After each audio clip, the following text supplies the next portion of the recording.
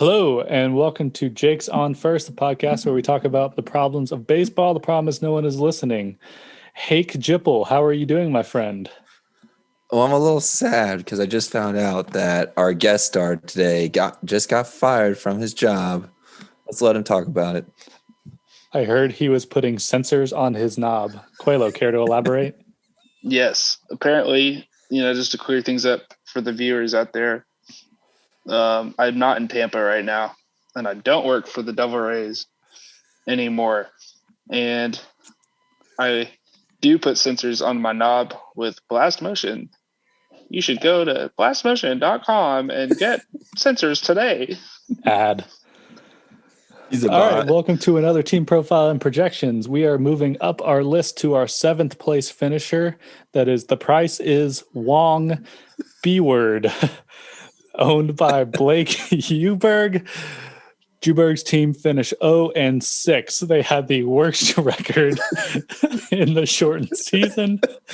But because we did playoff rankings by points for, he squeaked into the playoffs by scoring the 8th most points in the league.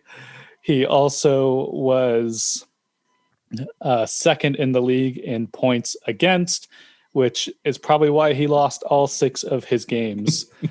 So to get an idea of where his team is at this year, Hibble, why don't you tell us about the keepers? All right. His keepers are Rafael Devers, depends where you are, Luis Castillo, Hyunjin Ryu, Ozzy Albies, not Albies, come on, people, Aaron Judge, Reese Hoskins, Jose Barrios, Starling Marte, Javier Baez, and Michael Conforto. He is only keeping 10 out of a possible 12. Ooh, bold strategy. Well, he's not keeping prospects. No prospects, but he could have just found some rookie off waivers. But you know what? Let's see what he can do. Well, he did the same thing last year, I think. So should that and be it a did penalty? not work out. Because aren't you required to keep 2 prospects? No, as long as he doesn't get 2 picks. He's not getting 2 picks for that, right? No, it's always been free to do what you want. No, I don't think it is. I'm pretty sure we established that even if you keep less than 12, you must keep 2 prospects. No, we didn't. I didn't know about that rule. That's an offline discussion. Regardless, Quelo, why don't you tell us a little about his draft needs? Yes, I accidentally closed out of it. So give me one second. Gosh. Speaking real quick of the off. Okay, never mind. So honestly, the funny thing is I really don't have a huge issue with his team in terms of like the roster distribution and depth. He just doesn't have any like star players. Like right now, if we were doing a redraft league, of all the players on his team, I think the first ones I would pick are Devers or Albies, and then maybe Judge before them. Let's say that's rough. Not a star player. So right now, I think Aaron Judge is like a 50 ADP, just because he's an outfielder and he's injury prone. Hurt. Yeah, and then Devers and Albies are in like the 40s. I want to say maybe in the 30s. Albies' positional value is huge, right? And that's what makes them. But those guys are still like 3rd or 4th round picks in 10-team leagues. So he doesn't have any 1st or 2nd round picks. Probably doesn't have a 3rd round pick unless Devers is. His need is abysmal. Yeah, it is. I mean, I like all 3 of Castillo, Barrios, and Ryu.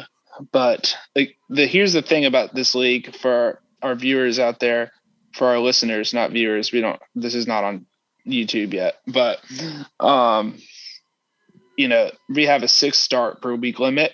So you want at least one like bona fide ace that can get you 30 points per start. Because if Luis Castillo goes 4 innings and gives up 5 runs, which he's not going to do often, but he might, or, Barrios or whoever, you can't make up for that by picking somebody up off free agency and trying to sneak another start in, because that still burns a start. That's going to hurt him. And that's tough because there's not a whole lot of star power that's going to be entering the draft this year. So it's like His Right, pitching and that's isn't very why good to start, and it's not going to get why much better from the draft. I would have recommended him to have kept a couple of prospects because you literally, it's not like it hurts him to not keep them. Yeah. Like what did he gain by not keeping prospects? So he needs star power, and he decided to opt out of the way to get star power. So that's a questionable move there. Yeah, we talked a little bit about whether you play like 3D chess or whatever game you play with on a grid board, with your draft picks and whatever. But it just doesn't seem like he's gonna get all that much better in the draft than what's already on his team. And so, yeah, I kind of agree with you there that if he had kept some prospects, he could have traded them to somebody who would be out of contention this year, or it's kind of like he's got to go way up or way down to get any better. I don't think Right. he owned any prospects. Yeah, he could have added them, but his team has been very much of a who can help me right now type approach. Well, it's almost like it's like a Cincinnati Reds kind of approach right now. It's like, are you rebuilding or not? Like, are you going to blow it up to get better in a year, or are you going to try to scrape together what you can? Yeah, I agree. Okay, well, any last takes, Hipple, on this team? Kind of what you all said. He's basically a middle of the road team. Ownership wise, he's reliable, so he should be able to maintain it. But he has a fancy job, so I'm not sure how much he really cares. So, and we know, and unfortunately, he has a bad history with trades and making really, really bad ones. So he actually made one great trade with me. This was like back in 2018. I traded him Cespedes for Chris Davis with a K, and that at the time was a great trade for him. Obviously, you don't want either of those guys anymore, so I'm not losing any sleep over it. But that was one good move he made. Yes, but he also traded Josh Donaldson and who was it? Donaldson and somebody for Pablo Sandoval before Donaldson won the Cy Young or MVP. The Cy Young award. And then he did something else the year after that, and so then he's unlikely to improve via trade. And who did Pablo was Pablo Sandoval on the Red Sox at the time? Yep. Wow, that's fun. Wow. That is the most pathetic thing I've ever heard. I don't think I was in his league yet. Hot take. Quayla, you got any last thoughts on Juberg's team? I'm trying to regroup from the last. Honestly didn't know about the Pablo Sandoval thing. I'm looking at their average points per game, though. People, I think, aren't giving Conforto enough credit. His outfield's honestly really good. Yeah, Conforto was unreal last year. But Baez at shortstop looks nice, and I do agree he could be better. But, man, he was rough last year. 3.2 points a game is not good. He should be a 4.5 guy. I would hope, yeah. And then Starling Marte is like a really popular fantasy player because he's someone that actually still steals bases, but that doesn't matter as much in a points league.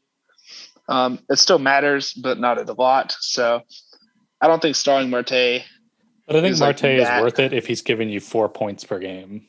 More, no. I agree. And he's his third outfielder, so that's not a huge problem. Marte was really hot last year. It kind of come off one of his best years fantasy-wise. This is a team that could be competitive if he drafts really well, but based on his history of trades and stuff, I don't see it going that way. Well, his draft history is not bad. It's the trade history and lack of waiver activity, consistent waiver activity. Yeah, that kind of hurts him. I do think he can pull off winning a game this year, though. Okay. I mean, we'd hope. We got an 18-game schedule? He's definitely better than the other teams we've discussed, except for I guess maybe the Southside Steelheads got something on him, but their owner's a little wacky. I think so. My final thoughts here. I think he's got a pretty good core in his infield right now. I mean, Reese Hoskins will be a good 4.5-ish player points per game. And obviously Albies, once he gets going, is going to be really good. Baez can give you production. Devers can give you production. I think his outfield core is not bad as long as Judge stays on the field and Conforto produces. I just really think his pitching is where it's going to hurt him and where he's going to give up a lot of matchups is like, are those 6 starts going to produce more points than his opponent's 6 starts? And based on the keepers, it's hard to say that they will. Also, I agree. I never liked Reese Hoskins. I always thought he was overrated, and he has not done anything but decline. I think a lot of players on the Phillies are overrated, so he just fits right in. That is very true. I think you just have opinions about players that aren't based on anything factual. So that's also thanks for your 2 not cents. wrong. So with that, we can correct, wrap up this episode of Jake's on First. Join us next time for another team profile and projection. Do it.